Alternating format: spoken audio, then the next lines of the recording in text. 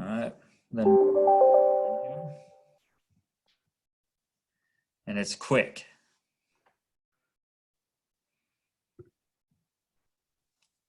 I am going to do a little bit of a delay just so people have a chance to make sure that audio is set up. They're rolling in.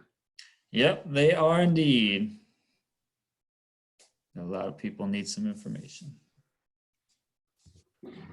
All right, so while people are filing in, I just wanted to say thanks and welcome to everybody for joining. Before I hand it off to Melanie Gottlieb for the actual introduction and moderation portion, I did want to go over some technical logistics about this platform in particular. So this is the first time we've used Zoom as a webinar platform. It has a more open chat feature than our go-to platform. So you can use the chat to talk with everybody if you want to. However, we do want you to use the Q&A feature in order to ask questions directly to the panelists. And that way we can kind of keep track of what questions have been asked and just generally with the volume of questions we are expecting, be able to manage them appropriately. So chat will be reserved for discussion, any kind of technical issues you might be having, and use the question and answer feature for the actual questions to the panelists. Otherwise, this is being recorded, and we'll make sure that it is available on the website and emailed to everybody once everything's wrapped up. So without further ado, I want to hand it off to Melanie Gottlieb. Thanks so much, Mike. Good afternoon. I'm Melanie Gottlieb, Deputy Director of ACRO, and I'd like to welcome you to ACRO's inaugural coffee break. We had originally intended these conversations to be video chats with members and panelists, but the popularity of the topic necessitated moving to this webinar format. Regardless, it's a pleasure to be on the line with all of you today as we all navigate the new world of remote delivery together. Joining me today on this presentation are three board members who I especially want to recognize for giving time to ACRO while in the midst of a campus crisis to share with you their perspectives, which may be helpful as you navigate your own decision-making on your own campuses. Dr. Christy Wold McCormick, University Registrar at the University of Colorado Boulder. Dr. Stan Demerit, Vice President for Student Affairs at South Plains College in Texas. Tim Amix, Director of Admissions and College Registrar for Volunteer State Community College in Tennessee. And in addition, we have Dr. Wendy Kilgore, ACRO's Director of Research, is also on board for the discussion. We're really hopeful that our technology today will not fail us. This is the largest Zoom call we've done thus far. We are not using the video function, and your mics are all muted so as to save on the bandwidth.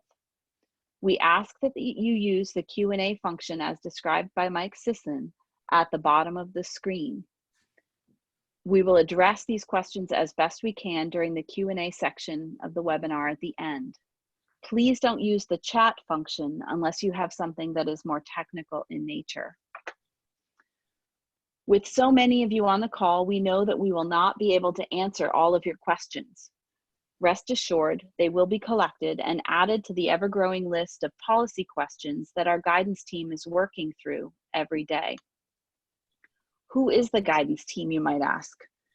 Executive Director Mike Riley, myself, Associate Executive Directors Tom Green and Tina Deneen, and Director of Research Wendy Kilgore, all former campus-based professionals with years of experience, along with Director of Government Relations William Gill, make up the guidance team.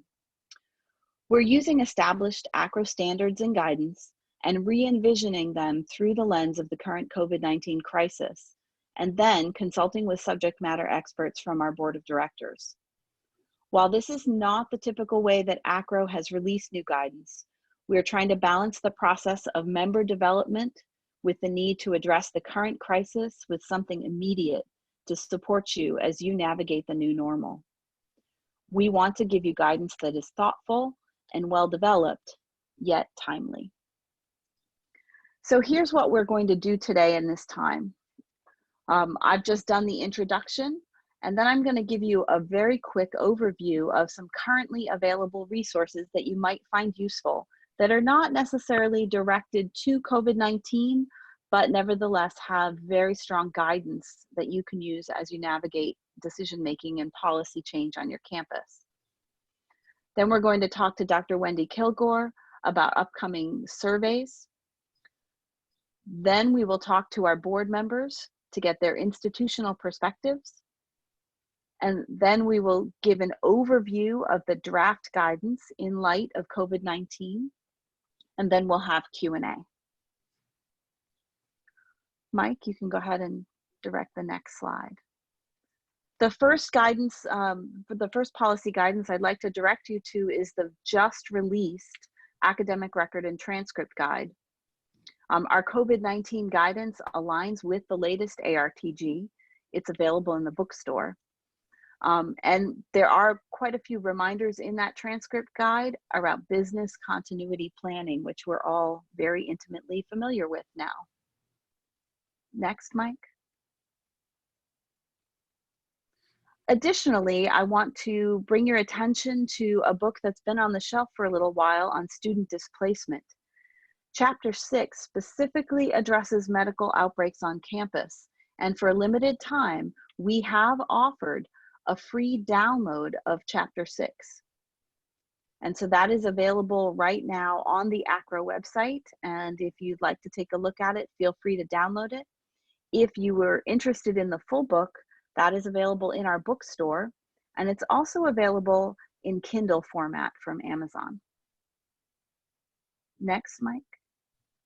Lastly, I want to point you to our report from 2019 on inclusive admissions policies for displaced and vulnerable students. And while the topic is very much directed at refugee crises, the methodologies that are in place for working with those kinds of students really are very applicable to the current situation that we find ourselves in.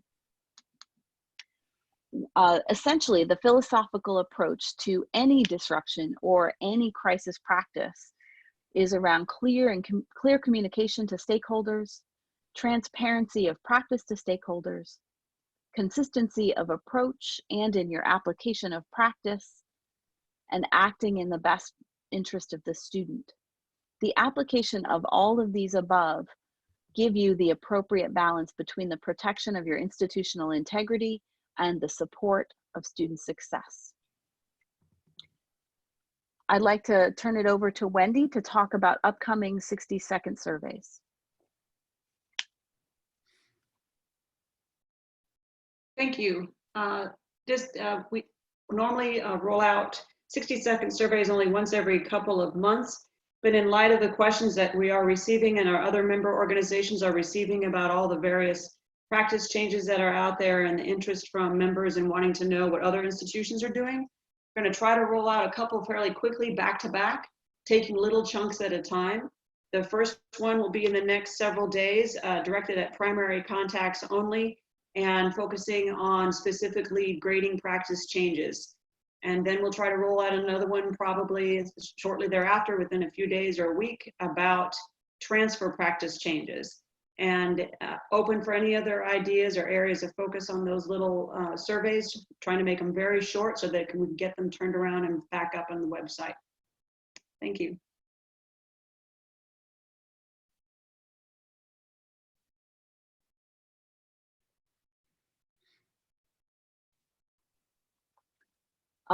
Okay, next we'd like to move this to the section of institutional perspectives. And Christy, if you'd like to go ahead.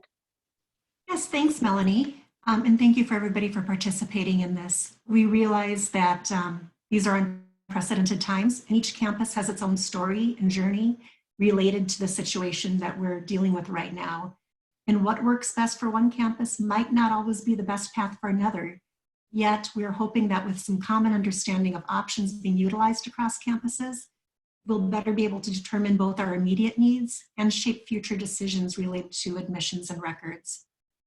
So I'll talk about the journey that the University of Colorado has been on over the past 2 to 3 weeks. CU Boulder announced about 3 weeks ago that it would be teaching out the remainder of its spring semester classes remotely. As such, we began exploring numerous academic policy options, which included grading, and we really wanted to make sure that the students' best interest was kept in mind with all of our decisions. We know that for many of our students, their lives, just like ours, have been upheaved. Many have had to move, some have become ill, and others have not experienced or do not perform well with online or remote instruction. And now this is being forced upon them. We also considered which options would be least disruptive to the continuity of our business processes, or to which temporary exceptions could be more easily applied given these unusual circumstances in spring of 2020. Of course, maintaining academic integrity has always been key, but we also knew that there were going to be some policies, procedures, and deadlines that we could more easily flex than others. For starters, we extended our deadline to the last day of classes for dropping classes, withdrawing from the university, and invoking grade replacement. We also recently extended the option for students to select a pass-fail or no credit grading basis on the majority of undergraduate and graduate class sections through the last day of classes. We felt it was important at our campus to leave this option up to students, as some will do just fine in their classes and wish to retain their letter grades. Approximately 3/4 or 75% of our classes were already set up to allow the student option of PF, pass-fail. So we simply had to update the remaining sections, undergraduate and graduate sections, that were only set up to allow for a letter grade. So now students again have until the last day of classes before finals to decide if they want to earn the final letter grade, switch to pass-fail, or opt for a no credit. We did consider things like licensure and college, school, and program needs, and ultimately there was sweeping support for the student option across the university. Our law school, which is slightly a little bit different, is going to use a mandatory credit, no credit grading basis for spring semester only. Some other things that we've done in this space is to define and distinguish remote instruction from online instruction. At my institution, online classes need special approval and have special instructional design behind them to be taught online. Whereas remote is the term that we're using to now assign classes that were initially taught to be in person or face-to-face. Remotely taught classes, as opposed to online, are typically synchronous.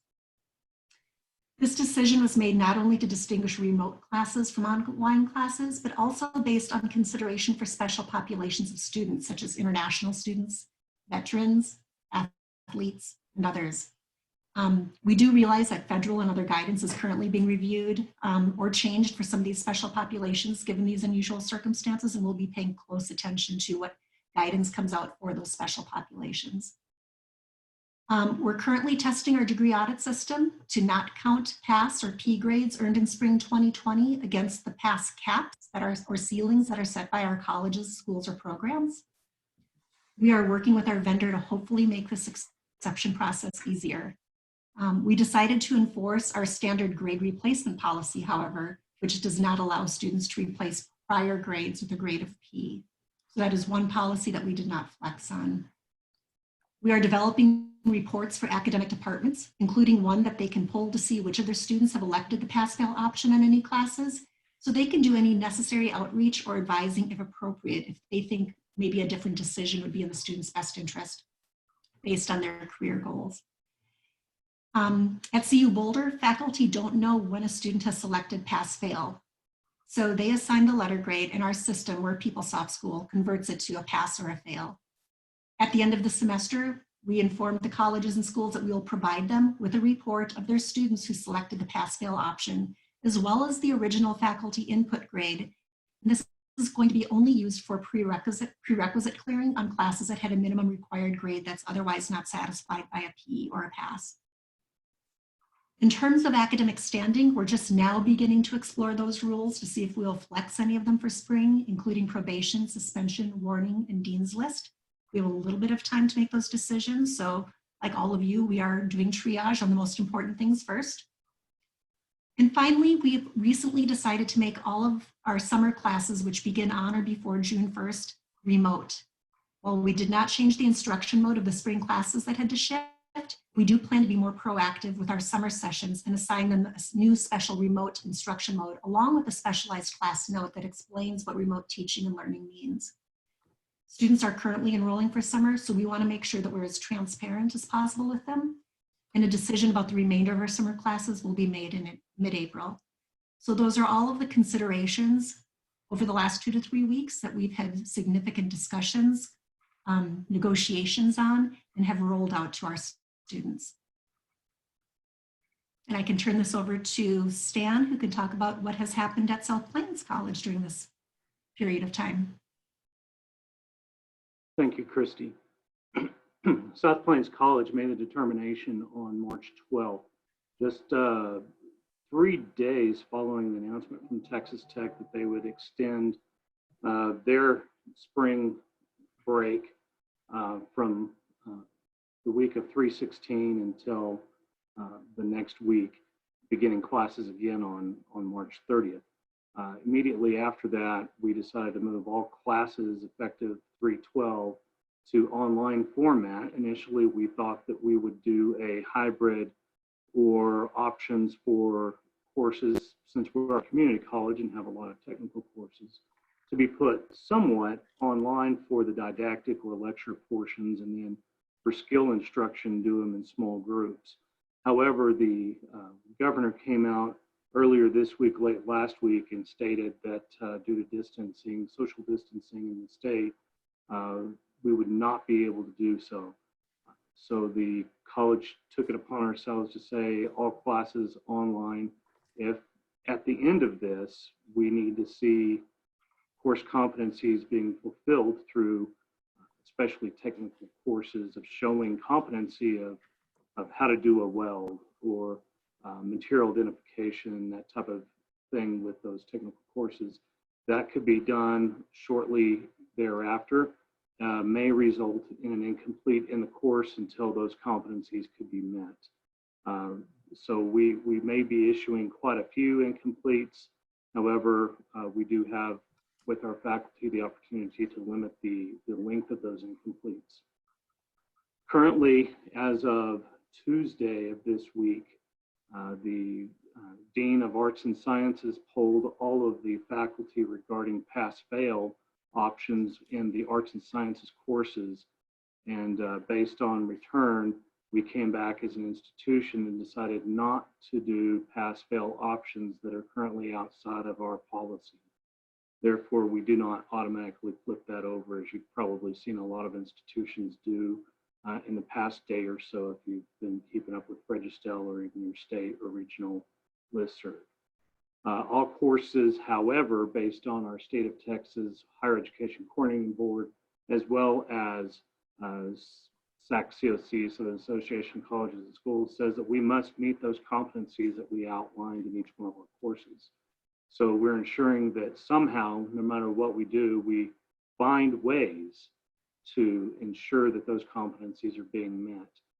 That has come with a lot of gnashing of teeth and wailing from some faculty sides of the house, as we've never really forced people to go online, but now they're finding ways to do this. Also, I'm not going to go too deep into the instructional side because that's not where we are. We're more on the student support, student service side of the house, but we're finding new ways to help students. And I think that's the important thing today that we have to come through, is no matter what we do on a day-to-day basis, what are we doing at the end of the day that impacts the student in the most positive way, so that when they leave our institution, they can be successful and show the competency as they move forward to the next institution. Community colleges focus on that, as many of you know, very strongly. We're working continually with our regional partners, especially Texas Tech, to ensure that our folks are able to transfer as easily as possible. There are a lot of things on the backside that happen, as many of you know. Everything changes within 15 minutes to an hour. And here at the college, I think this week we've started to see things slow down a little bit. I've seen some questions come up right here on the discussion that I hadn't even thought about yet. I guess partially because we're not impacted by some of those things like international baccalaureate credit, et cetera. But I know that we will begin looking at some of these questions as well. The surprising thing, please know, we don't have all the answers as we're sitting here with you today. Rather, affording an opportunity for all of us to come together to find answers to a few things and maybe find resources to create that composite FAQ list toward the end. I do have some other comments I'll make toward the end for some basic points I want to share. But one last thing I do want to say is it's been my mantra for the past 3 weeks, and I end all of my emails with this, and it's a Semper Gumby, if you've never heard of that. And for you younger folks that are out there listening today, Gumby was a claymation figure from the 1970s, and Semper means always or forever, like the Semper Fi from the Marines. So forever or always flexible. So remember that today as we move forward. We have to be flexible in everything we do. Thank you. Hi, this is Tim Amix. I'm Director of Admissions and College Registrar at Volunteer State Community College in Gallatin, Tennessee. I'm sure most of you on the call may have never heard of Gallatin, but we're about 30 miles north of Nashville, Tennessee. So just outside of the metropolitan area, but still within the census window of Nashville-Davidson County. During our spring break week, we made the decision to extend spring break by a week. And I think it probably is worth noting that our COVID crisis began with a pre-crisis. Many of you may have seen in the news that Nashville was hit with tornadoes, and be aware of that. But what didn't make as much of the news were some of the smaller towns in the area that were hit. Our community college service area is about 100 miles wide, and that tornado touched down in Tennessee in a very rural area where we actually have 2 campuses that are about 100 miles from our main campus. And so we moved from the crisis of our students living in a damaged homes and damaged area with damaged infrastructure to telling them that they were not going to be coming back to campus because of the COVID-19 crisis. So that was, we went from one crisis to another. And luckily or unluckily, my particular institution had actually been hit by a tornado in the mid-2000s, which caused us to take crisis planning a little bit more seriously, and also dealing with continuity of instruction, because we had to address all of those things when that tornado hit. It destroyed or seriously damaged almost all of our buildings, including the building I was in that day. And again, we had to shut down and reevaluate where we are and move forward. That caused us to do some pre-planning. So my institution had a pandemic plan in place. It was created with the H1N1 virus. And we also had moved to a requirement for all courses to have at least a syllabus online in our learning management system. So all of our faculty at least had a presence, and almost all of our students had some sort of familiarity with our learning management system. That's not to say that we had all the answers or that it was a smooth transition. We came together during the week after our spring break, and those faculty that were very comfortable teaching online taught their colleagues how to teach online and worked shoulder to shoulder with those colleagues in order to help them understand online methodology and get prepared to roll that out.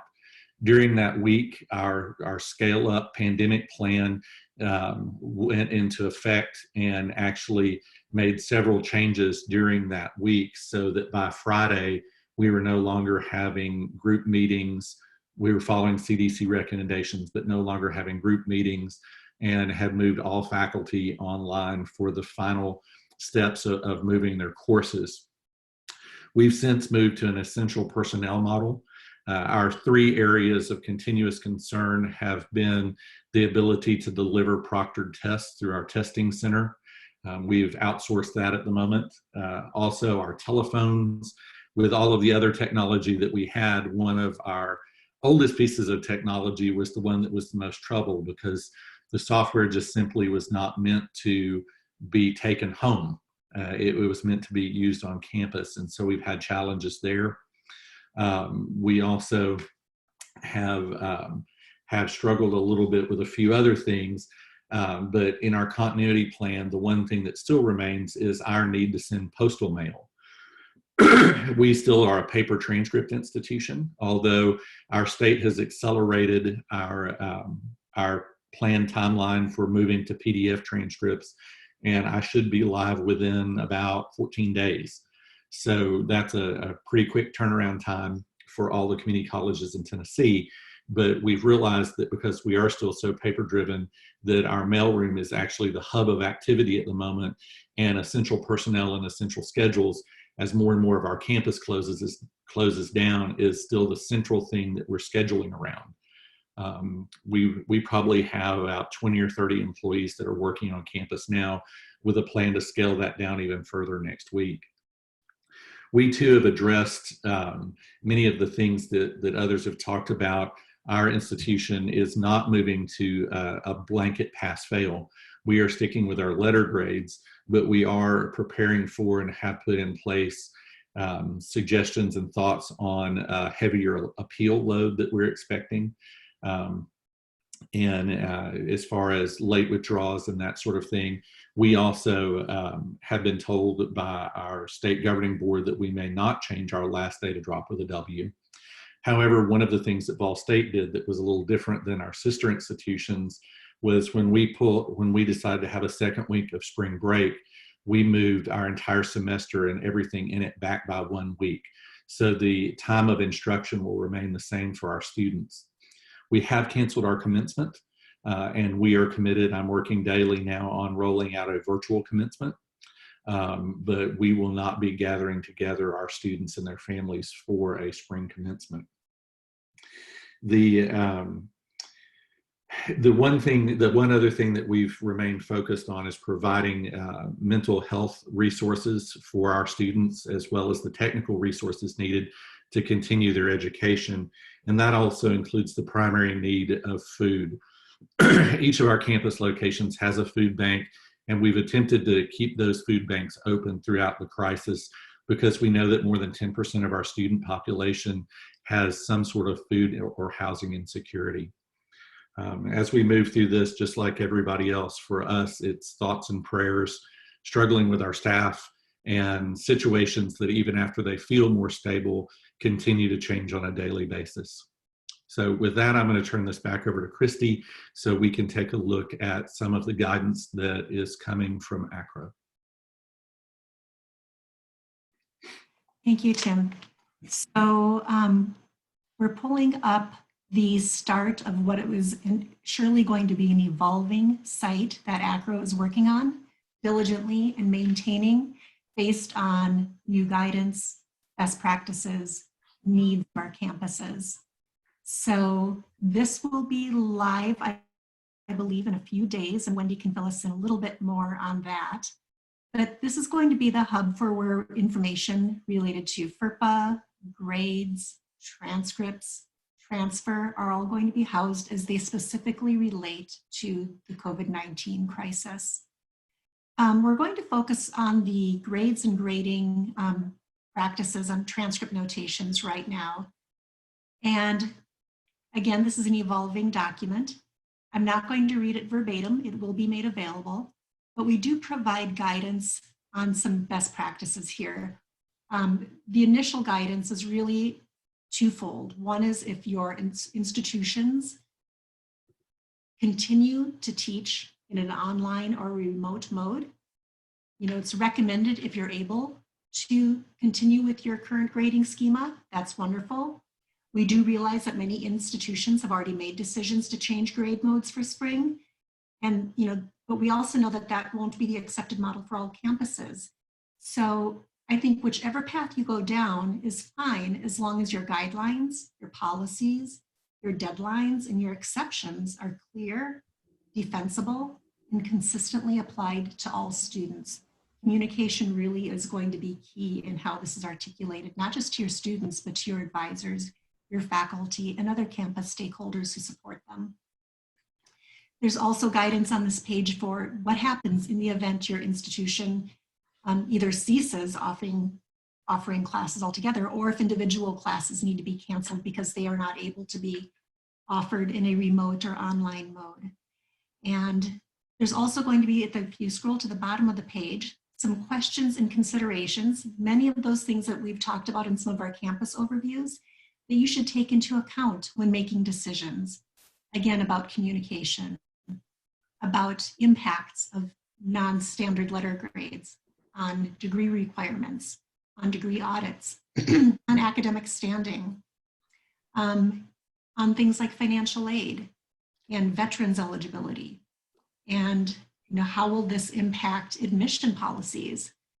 I know a lot of us have already been talking to our admission folks, imploring them to be more lenient in accepting of past grades in transfer for future students that are coming in who have those marks on their record for spring semester, whether it's a P, whether it's a CR, whether it's an S for satisfactory, or whether it's the standard letter grade, that admissions decisions are made with that in mind, that students were going through a different type of duress experience in spring of 2020.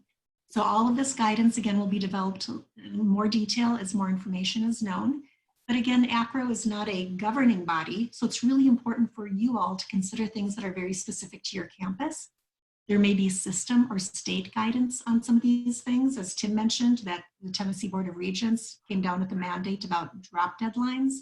So you have to heed all of those types of considerations as well. Other things, again, we talked about financial aid implications. There's changing guidance coming out related to federal financial aid. You also need to be thinking about how record impacts might impact bursar and refunds if you're changing instruction modes, and whether that requires students to still pay mandatory fees if they're not on campus. Does that change? How do you issue refunds if classes are canceled? You may see a spike in retroactive drops and withdrawal appeals, citing extenuating circumstances. So those are all considerations. And we do know that campuses are going to be financially hit really hard by what's happening right now, and some of the decisions we've had to make, and some of the decisions our students have had to make. Wendy, is there anything else you wanted to add about the site? No, not at this time. Thank you. You covered it. So I think that brings us to about the halfway point in our webinar, and we wanted to focus the rest of it on a discussion and Q&A.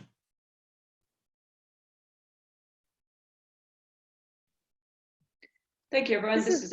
This is Wendy again. I've been monitoring the questions and seeing folks respond to some of them, and I've been trying to get them grouped together as best as I can. As we stated at the beginning, if we can't get them all answered directly during this time we have remaining, we will absolutely answer them. We'll collect them after the fact and address them. So for the panelists, well, one of the questions that has popped at the top in terms of wanting some input on our guidance, and specifically, what is the process, or perhaps better, who will authorize adding a statement to the transcript or transcript guide key? And we have related questions to that, are people asking if you're going to add a notation, and should we add a notation, and what should that be? So I think there's sort of two parts, or three parts: who changes the transcript, who authorizes that, and whether or not a notation should or can or be made about the grade changes for this term, and what could that be, and then whether or not the transcript key has to be updated to perhaps reflect these non-qualitative, non-binary grades such as pass, fail, satisfactory, unsatisfactory, perhaps giving them a grade equivalent if it's not already in the key. So panelists, I'll open that group of questions up to you. I can try to the transcript notation question.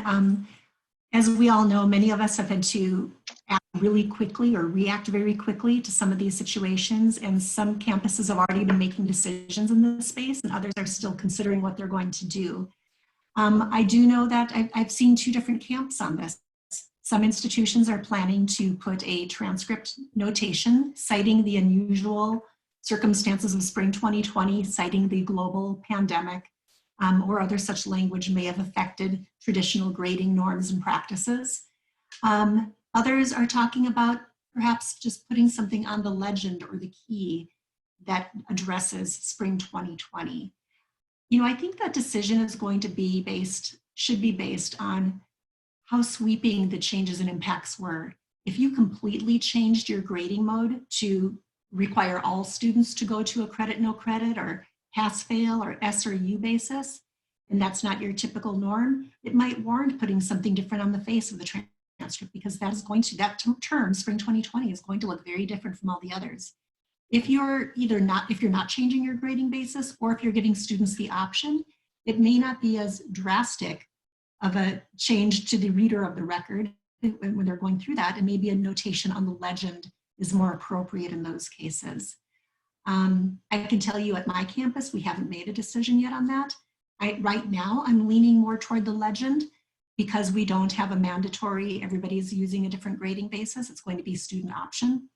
And students have long had student options when it comes to grades. We're just extending and broadening that a little bit for this semester. So that would be my recommendation, is make your decision based on how significant of an impact it's going to have on your transcript itself, and decide if it's going to be on the face of the transcript or on the legend, or if you're not making many changes at all, maybe you don't need to put a transcript notation anywhere on your transcript. Thank you. Anyone else on the panel would like to comment?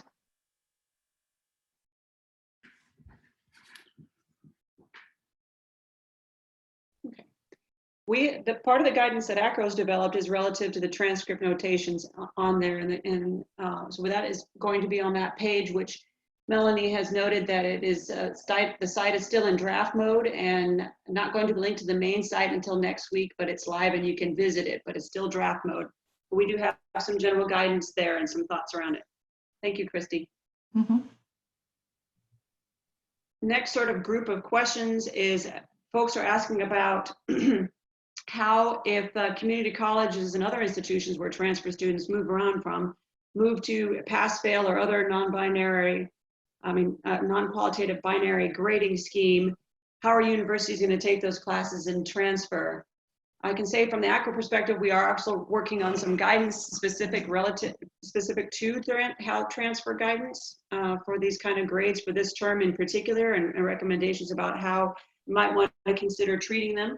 But I'd like to hear from the panelists what they think about that question. So again, when these pass-fail grades are accepted in transfer, how are institutions planning on accepting them?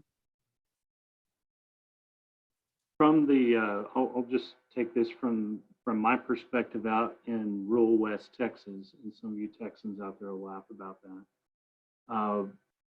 We will be working strongly with our regional institution, or where we see a majority of our students transfer to, and indicate what it would take for that. Like I said a minute ago, we're not going to run or encourage students to do that. That's still kind of an option under our policy, but we're still going to grade out. But if we end up in that predicament, we would work strongly with Texas Tech, Lubbock Christian University, Angelo State, West Texas A&M, and I'm sure they would try to work with us too, as long as we had what that grade looked like. For many of us, we're saying, okay, pass is a C- or greater, then that means they must have achieved some type of competency within that. I think the biggest question here, whether it's pass, fail, or a letter grade, and it's something that SAC COC has said, it's something that the Texas Department or Board of Nurse Examiners has said, it's something that Texas Higher Education Coordinating Board has said. Did the student meet the outcomes for that course, period? That's where the grade comes from. We've got to meet the competencies. So by giving a pass-fail, are we saying that we're not able to meet all the competencies for that course? So that's a question that you have to ask within your institution. Anyone else want to chime in on the related questions? Okay. We also have a slight different take on this, the qualitative, non-qualitative binary grading. We have several people asking about the differences between pass, fail, if there are any, credit, non-credit, satisfactory, non-satisfactory. There's a whole lot of permutations. There's even someone who's doing an S, a D, and a U, where S is satisfactory, D means a D grade, and U means failing. If the panelists would like to address if they see that there are any differences among those various grading choices, and if so, what they are. And this is Tim. I'll take a first stab at this from maybe a slightly different direction, and then wisely hand over to Christy, who has lots of grading modes. I've always taken the approach that if you have a policy in place, that policy may actually cover the situation that you're in, but you need to slightly change the definition. When we were talking about this the other day, I mentioned when we first started doing online classes, we felt strongly that some people felt strongly that we needed to have a policy about bullying in the online classroom. And my response was, we already have a policy on disruptive behavior in the classroom. What we have to do is expand our understanding of what the word classroom means. So when you're looking at your policies, I would encourage you to look at that through the lens of this particular situation and see if a change is actually needed versus a minor exception. And those are two very different things. For us, we're going to look at, my particular institution does not transfer in GPAs. So any mark that would be on a transcript that indicates that the student received credit at that institution and was able to move forward, we would consider that as satisfying the requirement. Now that's transferring to a community college as opposed to a university, from a community college to a university. But I believe that in Tennessee, we are tight enough as a system of higher education institutions, both through our natural communication with one another, but also through Tennessee ACRO, that we would be able to get information out about that and have discussions. Like Stan was mentioning, not just talking to our regional institutions that we transfer a lot of students to, but having a statewide conversation. So, Christy, do you have some stuff to add? I know you've got a lot of different grade modes. Yeah, I think the question, if I understand it, was wanting to know between all those different options, if there are some that are either preferable or if there are advantages or disadvantages to all of them. I've seen lots of different policies or guidelines that schools are coming out with. And right now, it is kind of all over the map in terms of some are going to pass fail, some are going to SU, some are going to credit, no credit, some are creating unique, brand new grade modes just to handle the situation. My personal thought is that if you're able to utilize something you already have and extend it a little bit more broadly, I think this is what Tim was getting to, that might be at least effective for your staff, your systems, but also already mirror some of the practices that you already have on your campus. For example, we already had a pass-fail grading basis on our campus. We just extended it to more courses and extended the deadline so that students could elect that grading basis up until the last day of classes. So now students can either do pass-fail, letter grade, they can drop, get a W up to the last day of classes. So we just really had to extend something we already had. So some schools already use the SU model, and if you can extend that, that's great. If you already use the credit, no credit, and you can extend that use for more cases this semester, I think that's the easiest solution. Again, when you come up with a brand new grading mode to handle something really unique, not only do you have to manage that for years to come, but you also have to make sure it's very clear on your legend in perpetuity also. So of all of those grading bases, of course, the P's, the S's, the credits will factor into credit totals. The P's, the S's, the no credit or the credits don't factor into your GPA in most cases. For the unsatisfactory grades of U and no credit, those typically don't impact GPA, but the F usually does unless you set it up in such a way where it's not for this semester. So, that's something to think about. If you extend the pass-fail, you might have more fails than you might ordinarily have unless you extend some other deadlines like drop deadlines and so forth to give students an option to jump ship before the term is over. Thank you, Christy. We have additional groupings of questions. Again, I'm trying to put together here to try to address them collectively. And really, they're asking questions about what are the consequences of moving exclusively to pass-fail or equivalent grade for all courses. And more specifically, how does that impact other areas, like awarding degrees for this term? How does it impact transfer? How could it? Also, there's some questions about how does it impact degree audits and other automated processes. So, for example, Christy, you mentioned if you add new grades, create new grades specifically for this purpose, that's going to trail on into other areas where you have to now possibly build that into your degree audit to make sure that those grades are looked at as meeting those requirements. So to the panel, what are your thoughts about the consequences specifically of moving to pass-fail for all courses, and then a little bit more detailed about how you might be addressing awarding degrees for this term for any of these pass-fail type grades that are being handed out, and academic standing and those kind of things. Thank you. Wendy, this is Tim again. I'd like to kind of reiterate my original point from the last question, because I think maybe that answer even fits better here. I'm certainly getting emails almost every day from my president, my academic administration, and other folks about how to handle all sorts of things within policy and what can we do and how can we change. So if you're at an institution right now that has a pass-fail grade system in place for some reason, then how do you handle that pass grade now? If you were to expand that pass grade to every single course in your, or every single section in your spring semester, then do you have to change the meaning of the pass grade, or is the meaning of the pass grade still the same? You're just applying it to a broader number of sections. So taking a step back sometimes and saying, okay, this is what this is, and then discussing how it would be used or what would happen if you did this. I would encourage folks to not create new grades. You may be in a situation where that's inevitable, or something that you do on a regular basis. But I know many of us have rolled back to thinking about Katrina and the students that we received, and things that we temporarily waived for those students until things returned to normal, and how we tried to handle things. Though anything that we made as a permanent change or an exception or new coding is still hanging out there and has to be explained through institutional memory.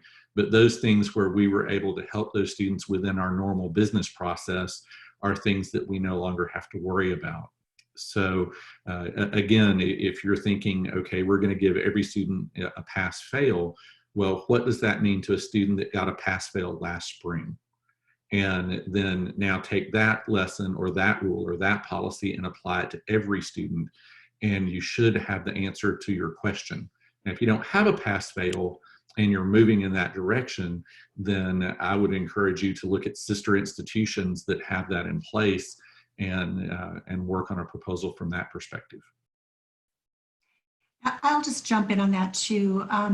If I understood some of the question or part of the question correctly, is some campuses are making this mandatory pass-fail for all students, and all their faculty are going to be grading pass-fail or credit, no credit, or SU, whatever the equivalent is. Whereas other campuses are making this student option, which is what we did. That's a really important consideration. Yes, I think we realize that licensing boards and other agencies are going to have to be more flexible in how they evaluate and look at P grades where they maybe normally had more restrictions against them. But for us, I think it was really important to have the student option, because we realize not every student is going to be negatively impacted. And if they earned A grades, B grades, really strong grades, given all the turmoil going on, we wanted them to be able to make that decision if they wanted those reflected in their grade point average and be given credit for the hard work that they put in and their accomplishments. Yet we know that if students really struggle just to hang on, they made it through, but it wasn't easy, we didn't want them to be penalized. So I personally am an advocate for the student option, but I realize that campuses are making decisions based on what their faculty maybe are asking for, or other reasons. And then in terms of degree requirements, it is important if you have caps or ceilings, and I believe I mentioned this in my campus overview, that limit how many pass grades apply toward degree requirements, that you should find a way to exclude the pass grades or S grades or CR grades earned in spring semester from those ceilings, especially if a student was not given a choice in the matter of how they were graded. I want to add a little bit to that as I've been reading through the Q&A slides and the questions on different things related to issuing pass-fail. Remember, doing this impacts the student.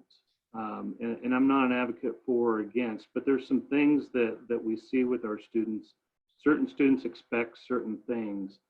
So you may see, even though we're going to pass-fail, some students who are A students all the way through still want a president's list or a dean's list certificate at the end of the term. That's going to be impossible to manage.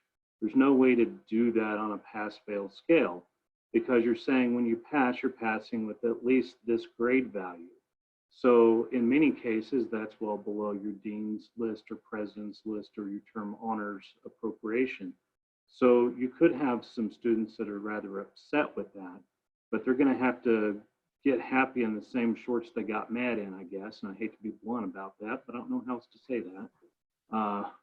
And you may laugh, you may be saying, oh my God, I'm getting off this conference call now.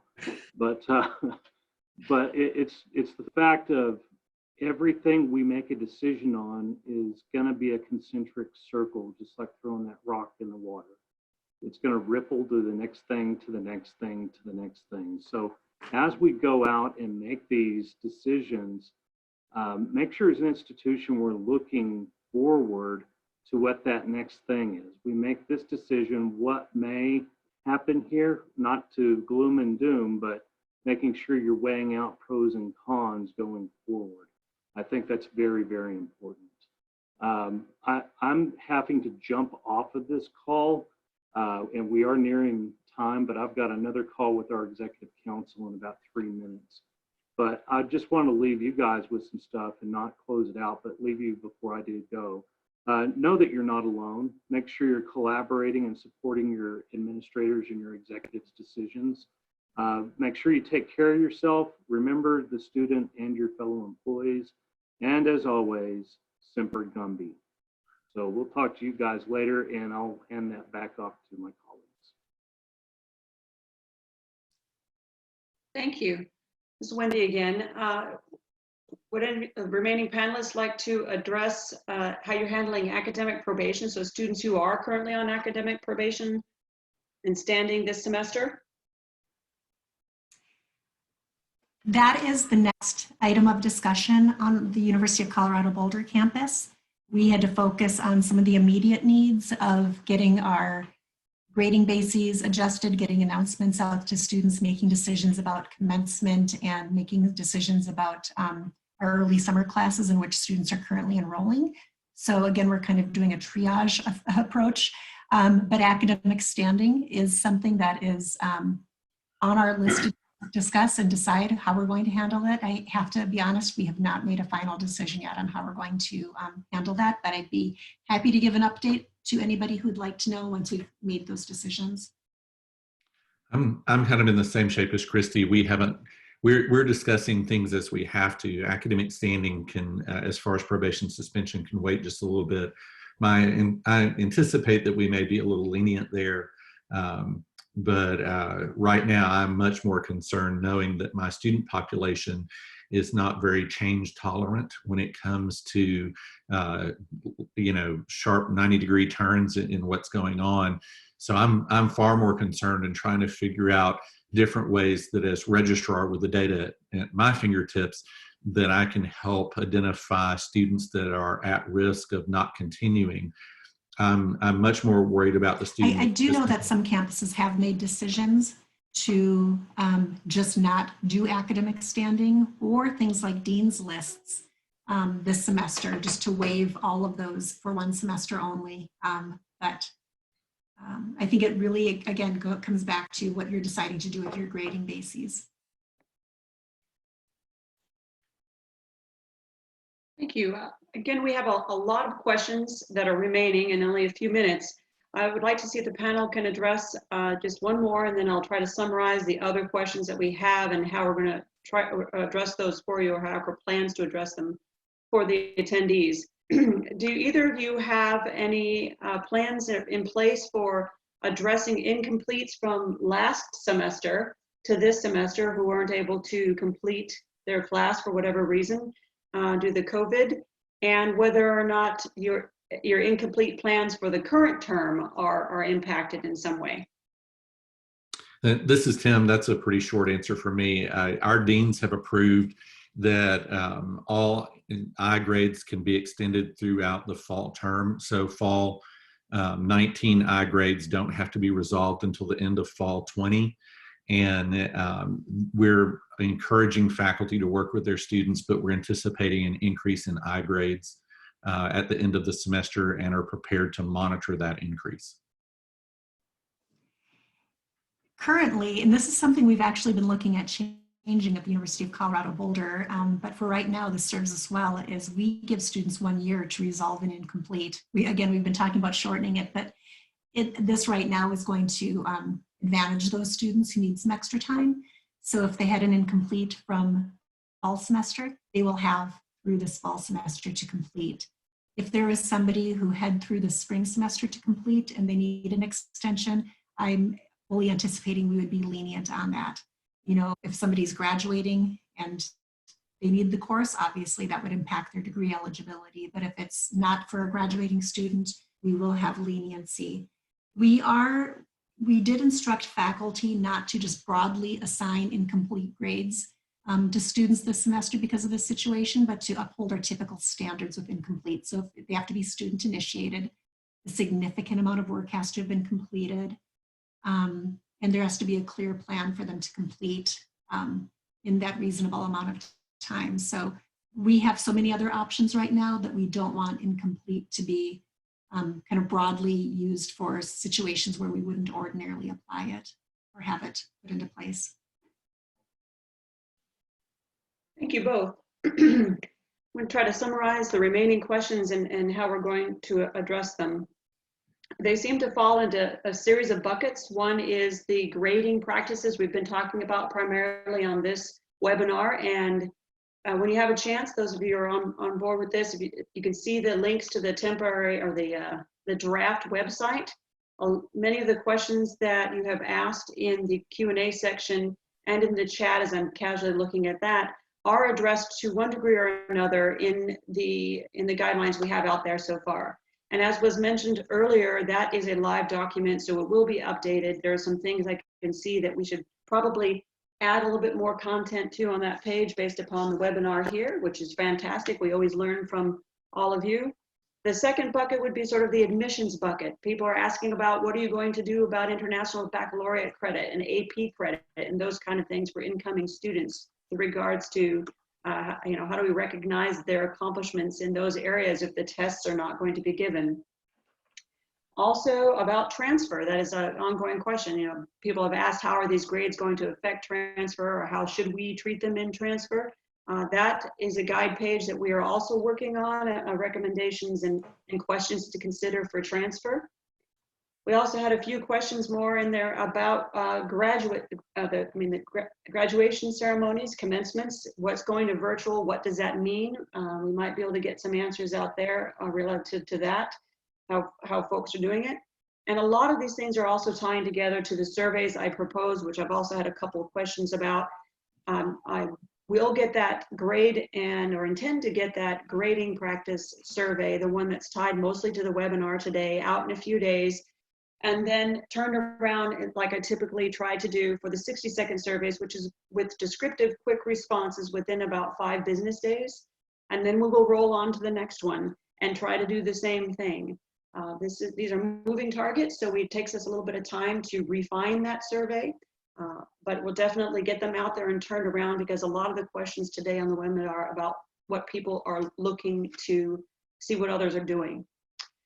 So I thank you again, all of you, for participating. I'm going to hand it back to Melanie, see if she has any closing comments. Thank you all very much. I am super impressed with how well all of our panelists handled all of these questions, and Wendy, who organized all of the question asking. Thank you so much, and thank you to all of you who have engaged with us.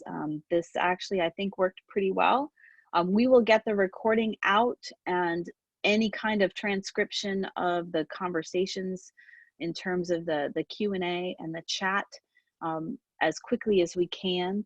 The transcription, we don't quite know how that's going to work yet, but we will figure it out. We are really looking forward to continuing this. I also want to say save the date. Because we find ourselves in a situation where guidance is needed very quickly, and we have a need to engage with each other on these topics, we're going to do ACRO coffee breaks for the next several weeks moving forward. So save the date. Next week's coffee break will be on Friday at 2 p.m. Eastern. That's a difference from this one. This week was 3. Next week will be at 2 p.m. Eastern. And next week we will discuss admissions and transfer guidance and host a conversation on that vein. More to come. You will see a registration early next week posted on the site so that you can go ahead and register. And we look forward to seeing you there. There is also on that COVID guidance page that we previewed for you today that you can jump on, the ability to make a suggestion to ACRO for more guidance. And if you would like to do that, you can absolutely, as a member behind the member login, you can make a suggestion for us to include in the guidance, and we will be reviewing those suggestions all the time. So this is a work in progress. It's evolving, and we appreciate your help and feedback and your patience as we attempt to all navigate this new world differently. I look forward to seeing you again next week. Happy Friday and have a wonderful weekend. Thanks, everyone.